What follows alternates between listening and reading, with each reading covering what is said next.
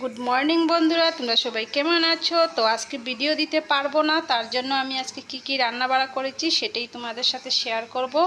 তো দেখে নিও ঝটপট করে আমার ভিডিওটা। এই দেখো, রামাইশ আলু ভাজা,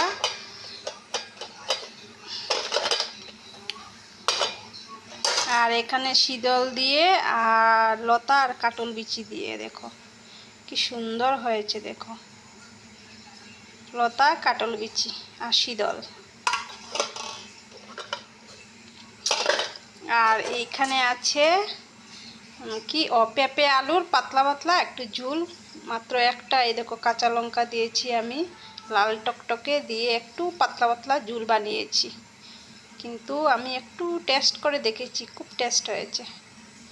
ভালো লাগে গরম দিনে এইরকম পাতলা পাতলা খাবার। আমার তো জানি না, মানে এতই প্রিয় কি বলবো, গরম দিনে হালকা পাতলা খাওয়া